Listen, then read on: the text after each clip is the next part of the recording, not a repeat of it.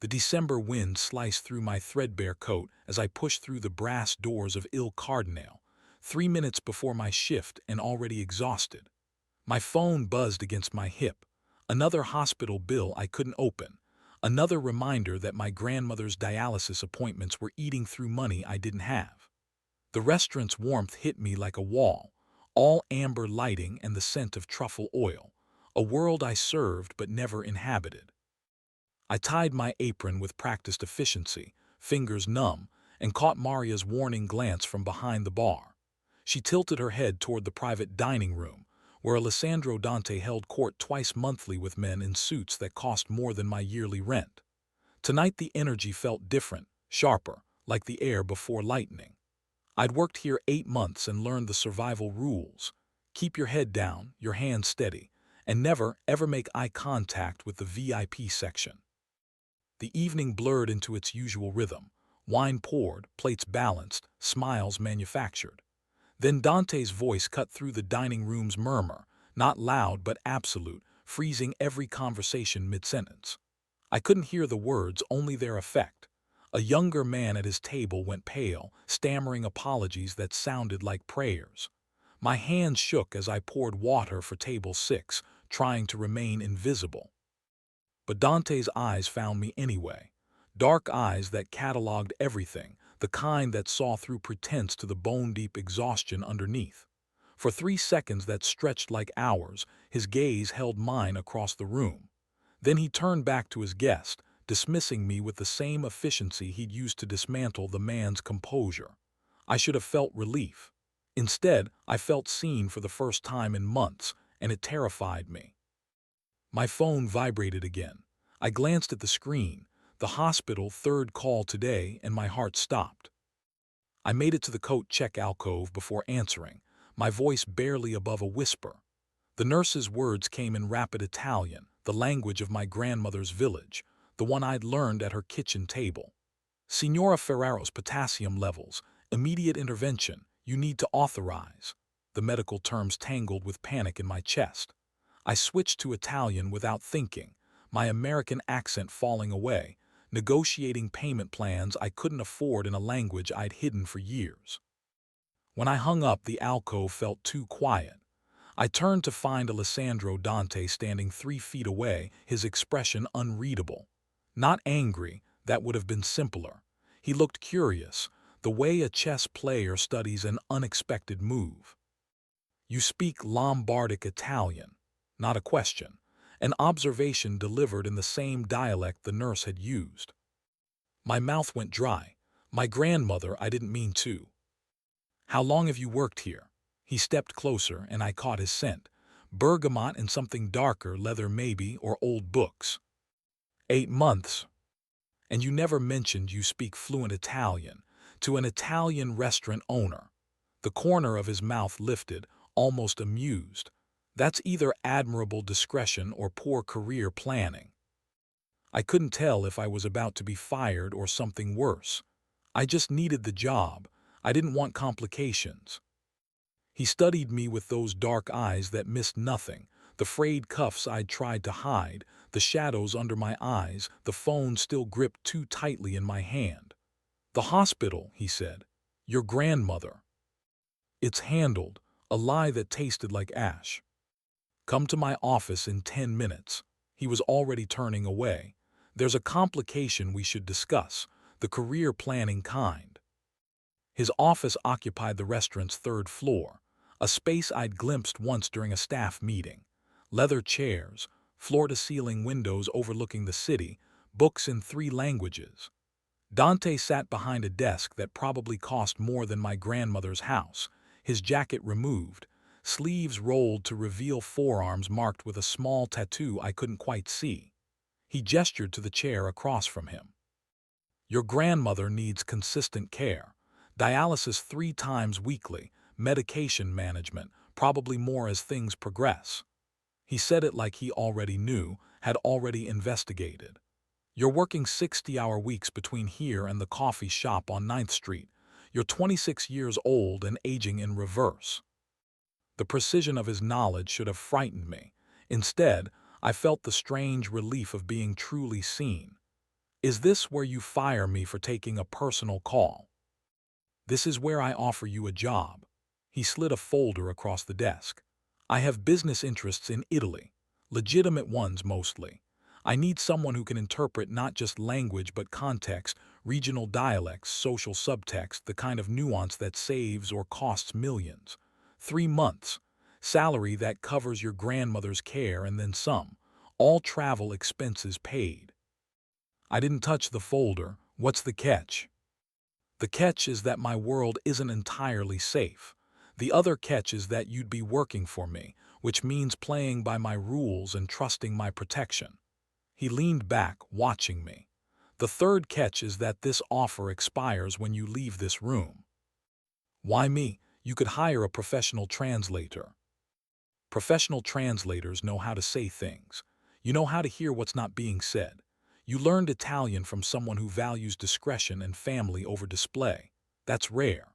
He opened the folder himself, revealing a plane ticket dated for tomorrow, a contract, and a bank routing number with more zeros than I'd seen in my life.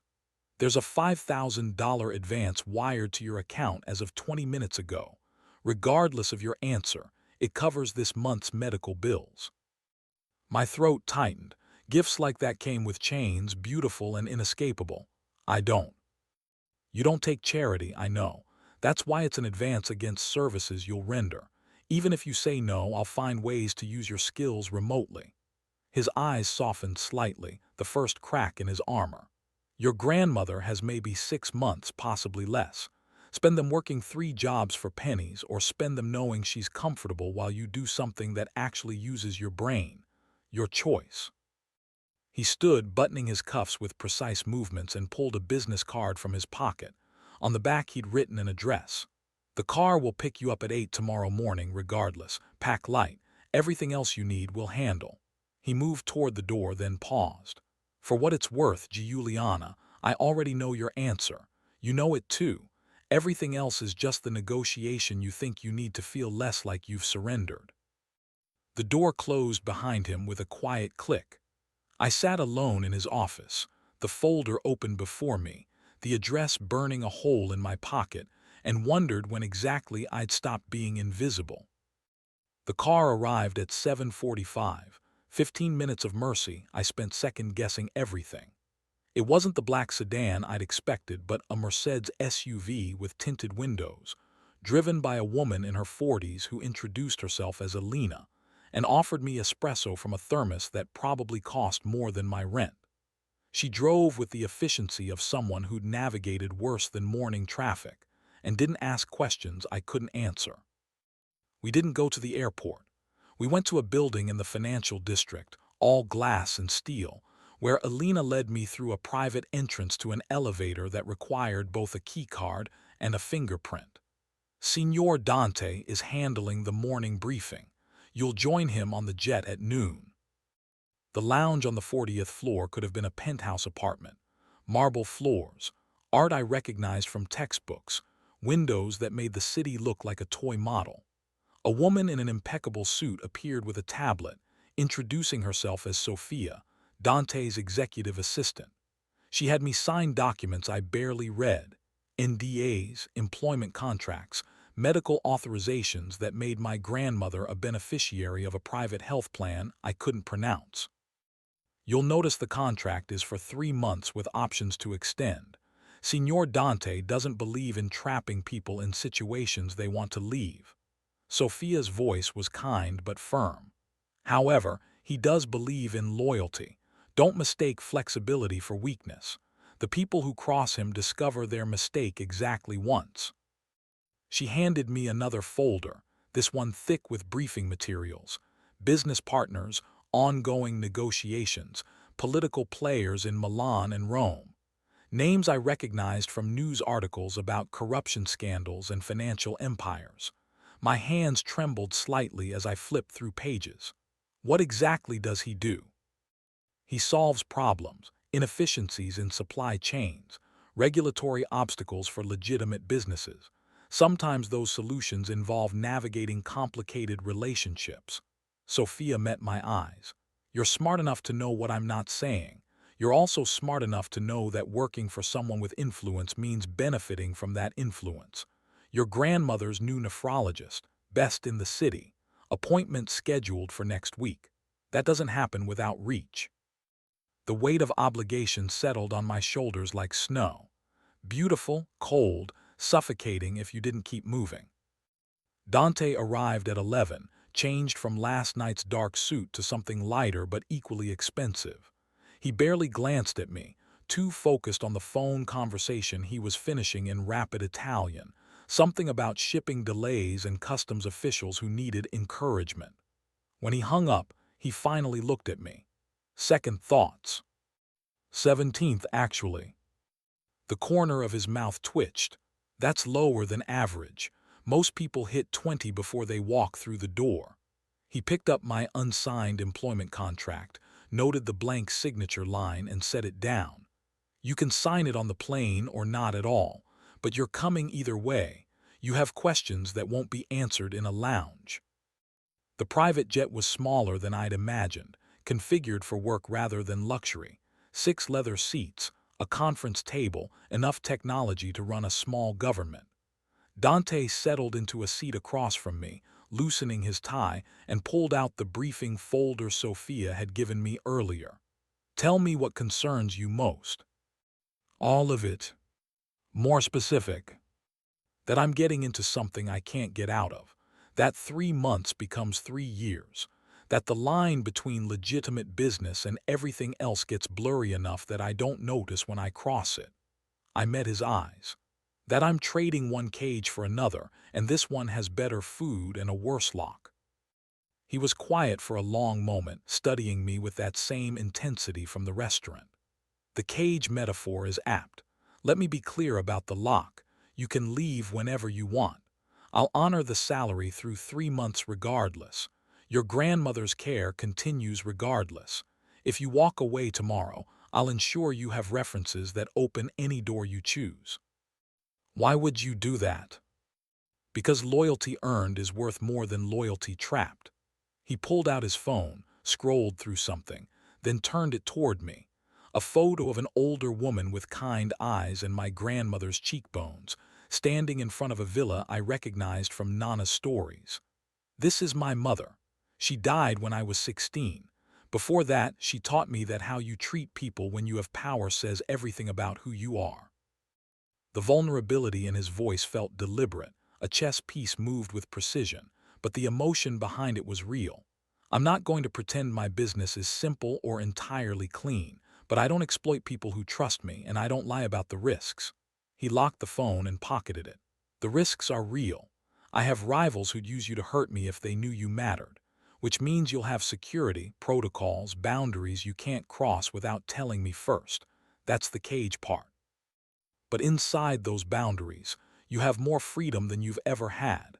Education, resources, time with your grandmother that doesn't involve choosing between her care and your rent. The plane began its taxi, engines humming. Dante buckled his seatbelt and leaned back, closing his eyes. We refuel in Reykjavik in 6 hours. If you want to walk away then I'll put you on a commercial flight home. After that we're committed. His eyes opened, finding mine with laser focus. But I already checked on your grandmother this morning. Spoke to her doctor, authorized the new treatment plan, arranged for the visiting nurse 3 times weekly. So you're already in my debt, Giuliana. The only question is whether you're going to let that debt feel like a chain or an investment. The wheels left the ground. I watched New York disappear below us and wondered if I'd already made my choice the moment I answered my phone in his restaurant. We landed in Milan 17 hours later, factoring in the Reykjavik refuel where I'd stood on the tarmac in the Arctic wind, staring at the terminal entrance and the choice it represented. I'd walked back to the plane. Dante had said nothing, just handed me espresso and returned to his laptop. The villa outside Milan was not what I expected. Yes, it was palatial, 10th century stone, manicured gardens, art that belonged in museums, but it felt lived in. Books in 3 languages scattered across tables, a kitchen that showed signs of actual use. Dante led me to a guest suite on the 2nd floor, all cream linens and soft lighting, with a balcony overlooking the Alps in the distance. Wardrobes stocked with your sizes. Sophia's disturbingly efficient. He gestured to the walk-in closet, where I found clothes I'd never have chosen but somehow fit perfectly, understated elegance in fabrics that whispered money.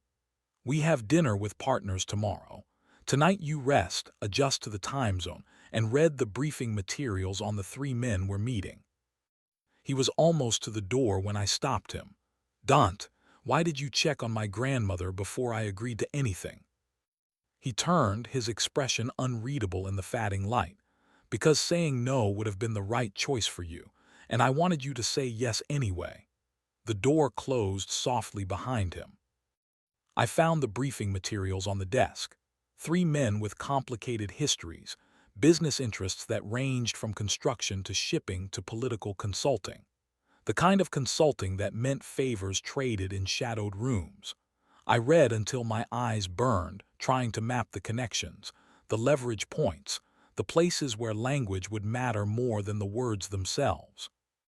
On the nightstand, I found a small box I hadn't noticed before. Inside, a pearl pendant on a delicate gold chain, clearly antique, probably worth more than my grandmother's house. The note was in Dante's precise handwriting. For tomorrow. Pearl's mean wisdom earned through irritation seemed appropriate. I held the necklace to the light, watching it glow. A beautiful chain, freely given. I wasn't naive enough to think it came without expectations. But as I fastened it around my neck and felt its weight settle against my throat, I wondered if maybe some chains were chosen rather than imposed, and whether that distinction mattered.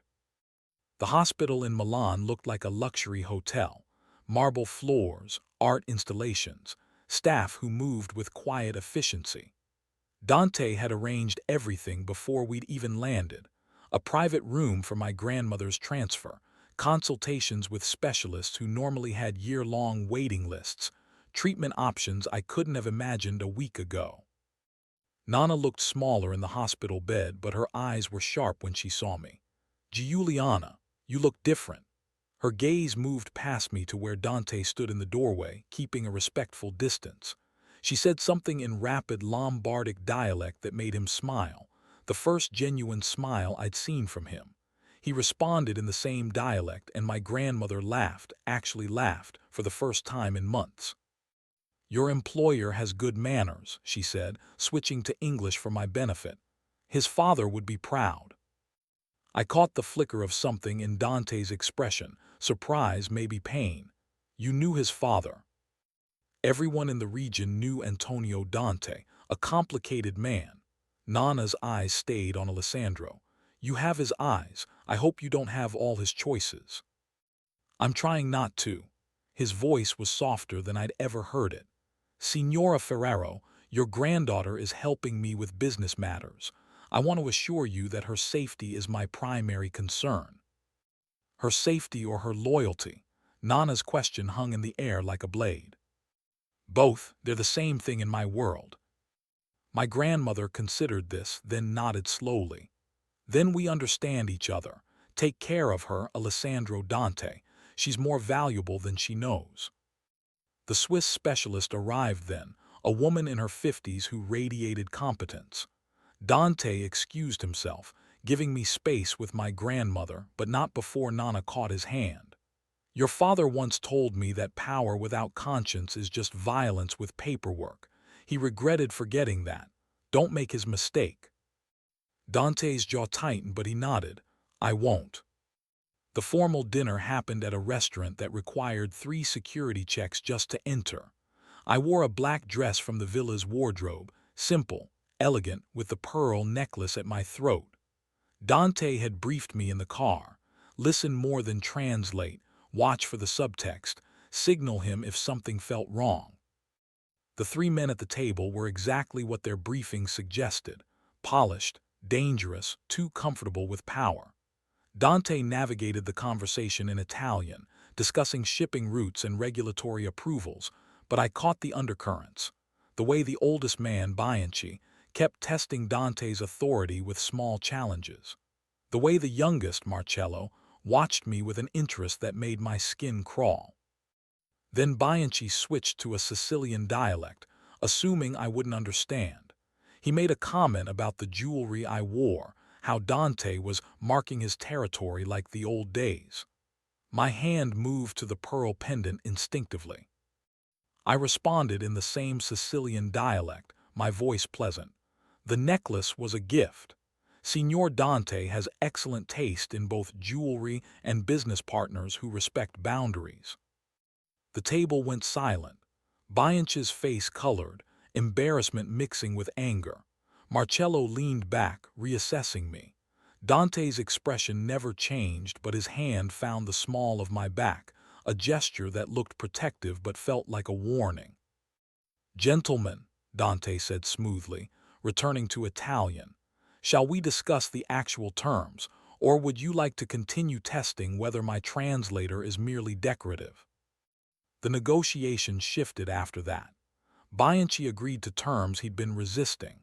Marcello kept his distance, and I understood with crystalline clarity that I'd just become a player in a game whose rules I didn't fully understand but whose stakes I couldn't ignore. In the car afterward, Dante was quiet until we crossed the city limits. That was either brilliant or reckless. "Which do you think?" "Both. You made Bianchi look foolish in front of his peers. He'll remember that." He turned to face me. "But you also showed everyone at that table that you're not just window dressing. You're an asset. That makes you valuable. It also makes you a target." My heart hammered against my ribs. "You said I'd be safe." "You will be, but safe and comfortable aren't the same thing." His hand moved to my face, thumb brushing my cheekbone with unexpected gentleness. "I need you to trust me, Giuliana, not because I'm asking but because your life might depend on it." Then he kissed me, soft at first, questioning, then deeper when I didn't pull away. It tasted like power and promise and something dangerously close to need. When he pulled back, his forehead rested against mine. "I shouldn't have done that." I pushed against his chest, creating space. "No, you shouldn't have." "I know," but he didn't apologize. He just looked at me like I was a problem he couldn't solve and didn't want to. "We should go. You need rest." I didn't sleep. I stood on the villa's balcony watching the Alps catch moonlight and wondering what I'd become in the span of a week. The girl who'd served water in a restaurant already felt like a stranger.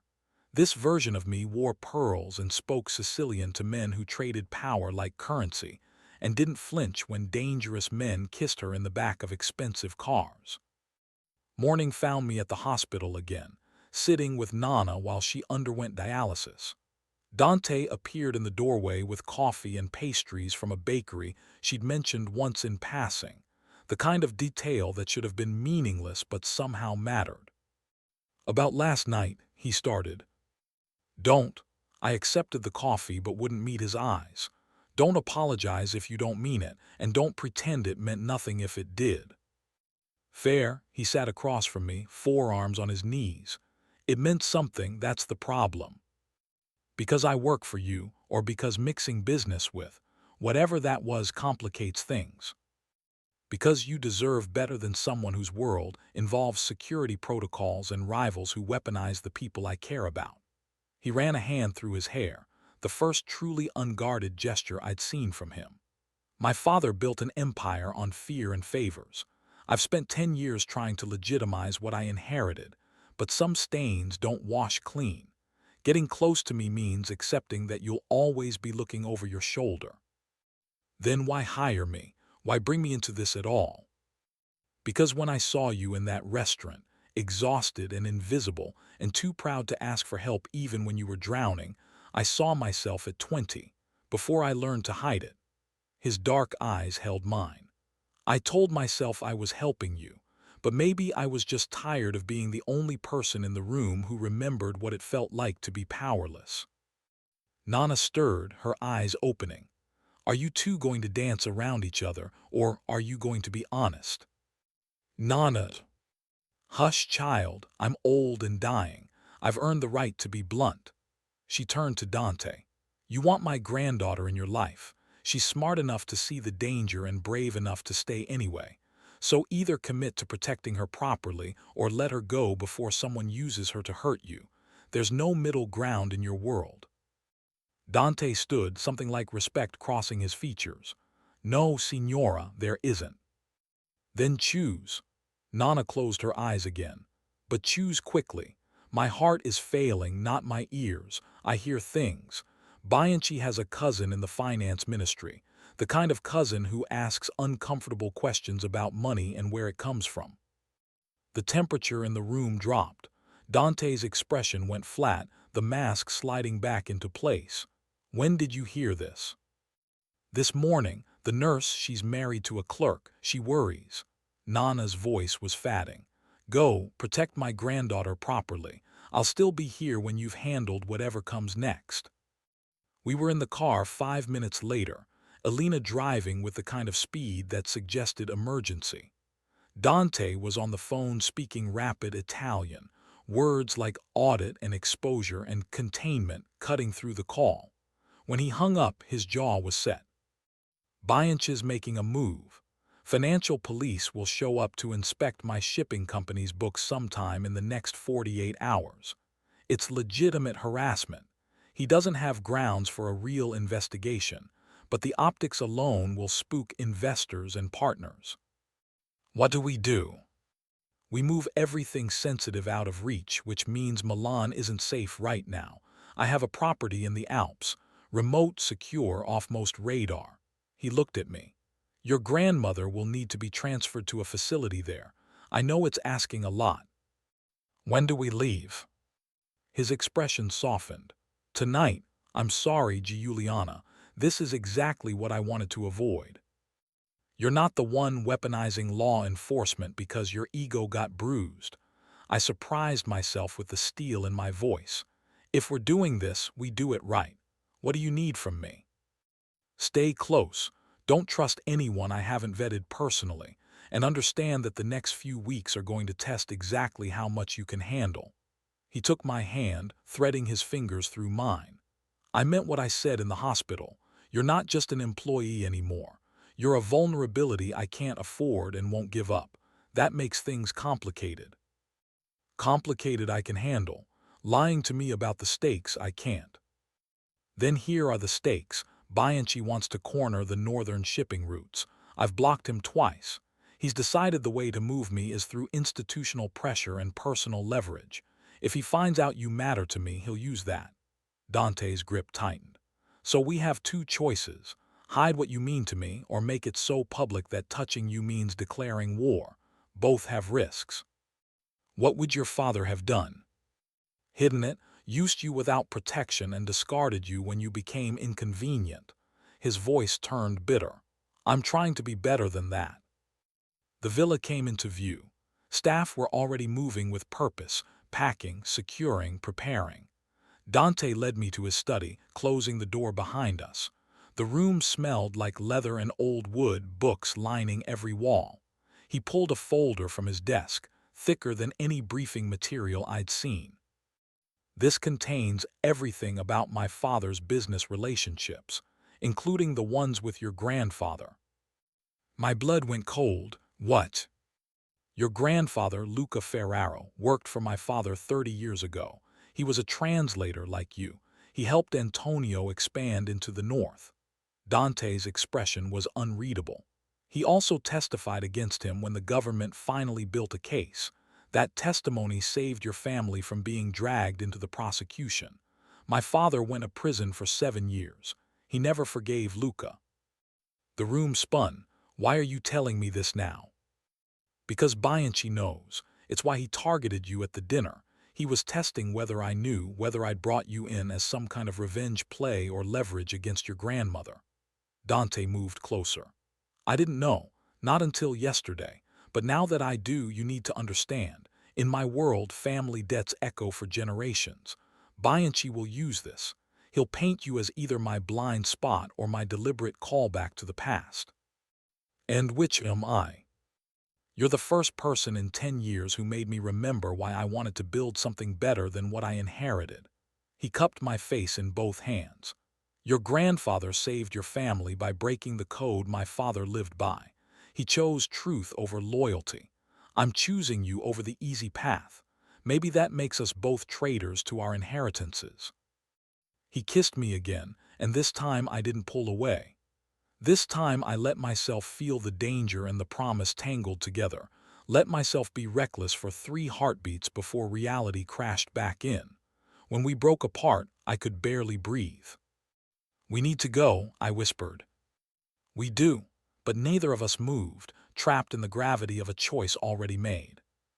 The Alpine safe house was a fortress dressed as a chalet, stone and timber, floor-to-ceiling windows overlooking peaks that scraped the sky, and enough security to repel a small army. Nana was settled in a room on the first floor, a private nurse already monitoring her vitals, a doctor on call 20 minutes away. The Swiss specialist would arrive in 2 days to oversee the next phase of treatment. Dante showed me to a room on the second floor, this one warmer than the villa suite, wool rugs, a fireplace already lit, views that stole my breath. "We'll be here 2 to 3 weeks while things cool down in Milan. Elena and my head of security are on site. The property's technically owned by a shell corporation in Luxembourg, so even if Bianchi traces my movements, he'll hit bureaucratic walls." "How many times have you done this? Disappeared when things got hot?" "Twice. Once when I was 23 and still learning how deep my father's debts ran. Once 4 years ago when a rival decided kidnapping was a reasonable negotiation tactic." He leaned against the door frame, exhaustion showing for the first time. "I don't enjoy running, but I prefer it to the alternative." "Which is?" "Open warfare, which benefits no one except the people who profit from instability." He pushed off the doorframe. "Get some rest. Tomorrow we plan how to turn Bianchi's move against him." But I caught his wrist before he could leave. "Dante, what happens if we can't, if this ends badly?" "It won't." But the certainty in his voice felt rehearsed. "I've been navigating this world since I was 16. I know how to survive it." "That's not the same as knowing how to win." His smile was sad. "No, it's not." I found Nana in the library the next morning, looking stronger than she had in weeks. The mountain air, or maybe the absence of fear, had put color back in her cheeks. She patted the seat beside her. "Sit, child. We need to talk about Alessandro." "Nana, I don't." "Yes, you do. Because you're already halfway in love with him, and you need to understand what that means." She took my hand. "His father, Antonio, was a complicated man. Brilliant, ruthless, capable of great kindness and terrible violence. Your grandfather worked for him for 5 years before he realized that loyalty to Antonio meant complicity in things that haunted you." "Why did Nano testify against him?" "Because Antonio ordered a hit on a competitor's family. Not the man himself, his wife and daughter. Your grandfather had a daughter of his own." Nana's eyes glistened. "Your mother. He couldn't stand by and watch innocents die for business. So he gave the prosecutors everything in exchange for immunity and distance. We left Italy that year. Antonio went to prison swearing vengeance." My chest tightened. "Did he ever?" "No, he died in prison, heart attack. But his son inherited more than the business. He inherited the grudges, the debts, the whole web of obligation and revenge." Nana squeezed my hand. "The question is whether Alessandro inherited his father's cruelty or his capacity for change. I've watched him with you. I see his father's intensity, but I also see him trying to be different. The question is whether you can live with the trying or if you need the certainty." "I don't know what I need." "Then figure it out quickly, because men like Alessandro don't do halfway. You're either all in, accepting the danger and the legacy and the complicated history, or you're out before it destroys you both." She touched my face. "I'm dying, Giuliana, months, not years. I need to know you'll be safe when I'm gone. If Alessandro can give you that, really give you that, then I bless it. But if he's just another version of his father, you run. Promise me." "I promise." But even as I said it, I knew I was lying. I was already too deep to run. Dante found me on the terrace that afternoon, staring at the Alps and trying to untangle the knot in my chest. He handed me hot chocolate spiked with something that burned pleasantly. Your grandmother told you about my father. She did. And you're still here. He stood beside me, shoulders touching. That's either bravery or stupidity. Maybe both. I turned to face him. Why did you really hire me, Alessandro? Not the translator explanation, the real reason. He was quiet for a long time, long enough that I thought he might not answer.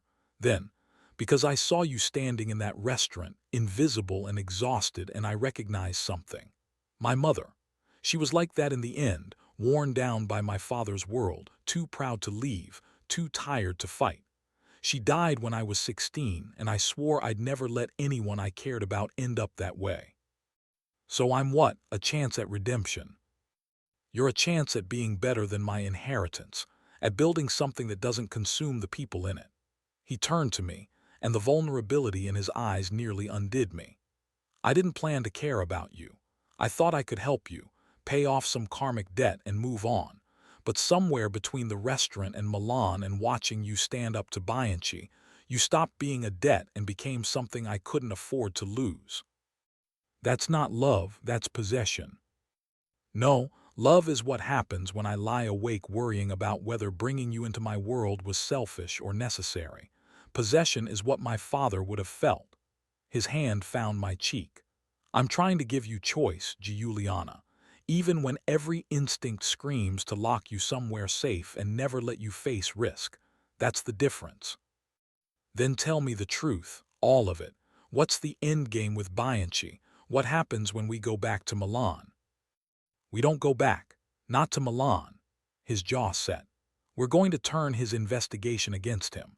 I have leverage, financial records that show he's been siphoning funds from his partners, offshore accounts that will interest multiple governments. I've held off using it because exposing him means exposing the systems we all use. But if he's willing to weaponize law enforcement, then the rules have changed. You're going to destroy him. I'm going to give him a choice: back off and accept reduced territory or face prosecution that unravels his entire organization. No blood, no violence, just information deployed strategically. He looked at me. Does that change things? I thought about my grandmother's warning, about Antonio Dante's willingness to target families, about the line between justice and revenge. As long as you draw the line at civilians, as long as it's about business, not blood. That's the line I live by. His voice was firm. It's why I'll never be as powerful as my father, but it's also why I can sleep at night. I kissed him then, choosing the storm with open eyes. When we pulled apart, he rested his forehead against mine. We're really doing this, you and me against the complications. We are, I smiled despite everything. My grandmother is going to have opinions. Your grandmother scares me more than Bianchi. Good, that means you're smart. The next week unfolded in strange domesticity. Dante and I worked through strategy during the day, building the case against Bianchi, coordinating with lawyers who specialized in making problems disappear through paperwork rather than violence. At night, we sat with Nana, listening to her stories about the old country, about my grandfather's courage, about the choices that echo through generations. Dante was different here, away from Milan's pressures. He cooked, actually cooked, pasta from scratch, sauces that simmered for hours. He read to my grandmother in the evenings, books in Italian that made her laugh. He taught me the family business's legitimate side, the logistics empire that moved goods across Europe, the investments in technology and infrastructure that had nothing to do with the shadows.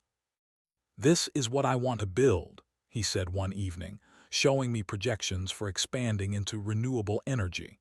My father's generation profited from scarcity and control. I want to profit from making things work better. Less sexy, but it's a legacy I can leave without shame. When did you decide that? When I realized that inheriting power meant I could choose what to do with it. I was 24, standing at his grave, listening to men eulogize him as if he were a king. And all I could think was, I don't want to be mourned by people who feared me. I want to be remembered by people whose lives I improved. He looked at me. That probably sounds naive. It sounds like the man I'm choosing to trust. The kiss that followed was different from the others, slower, certain, like a promise sealed. We ended up in his room, the fire crackling, and for the first time I let myself believe that this could work, that we could build something real inside the complications. The hammer dropped on a Tuesday. Alina burst into the breakfast room, phone pressed to her ear, her face grim. Bianches made his move. Financial police hit the Milan offices 2 hours ago. They're freezing assets, seizing records. He timed it perfectly right when you're out of the country. Dante's expression went cold. How bad? Bad enough that partners are nervous. 3 pulled their accounts this morning. Bianch is already positioning himself as the stable alternative. Alina glanced at me. He's also been spreading rumors about Signora Ferraro's connection to Luca Ferraro, painting it as Alessandro courting disaster by hearing the granddaughter of the man who destroyed his father. My stomach dropped. He's making me the wedge.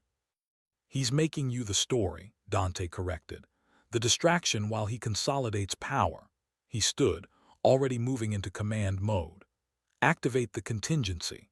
Release the offshore account files to the Financial Crimes Unit in Rome.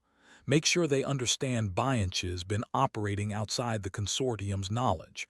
Frame it as us cooperating with authorities to clean up internal corruption. That burns a lot of bridges, Alina warned.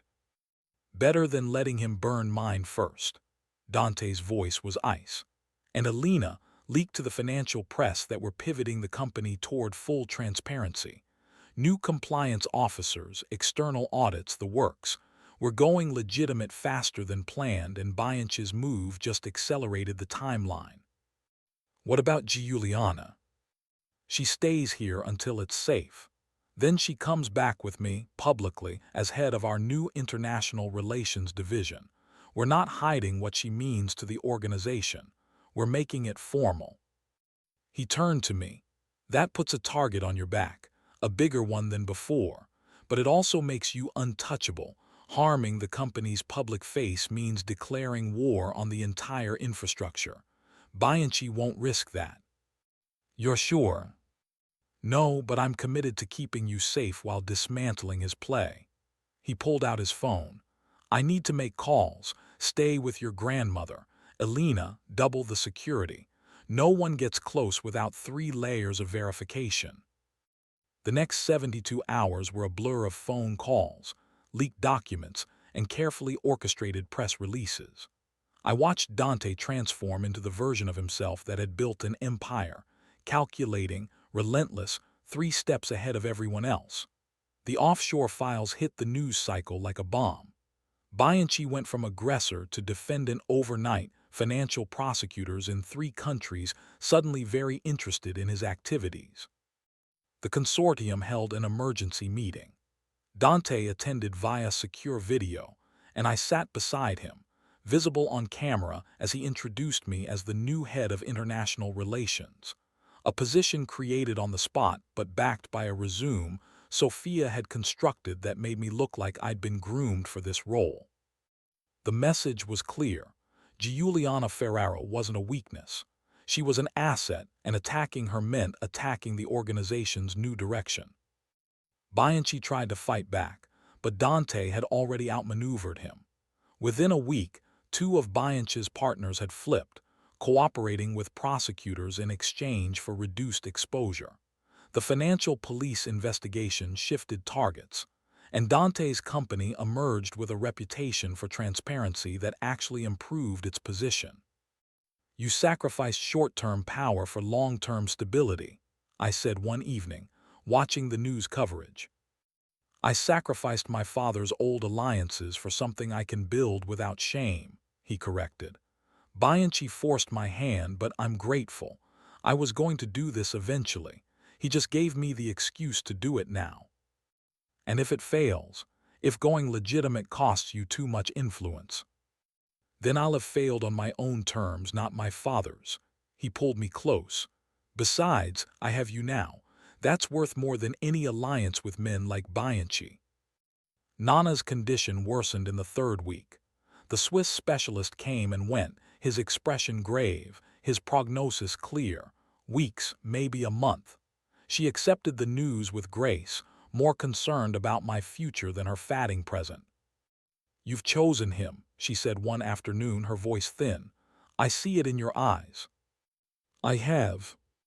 "Good. He's a better man than his father. He'll make mistakes, but he'll make them trying to be good. That counts for something." She squeezed my hand. "Your grandfather would have liked him.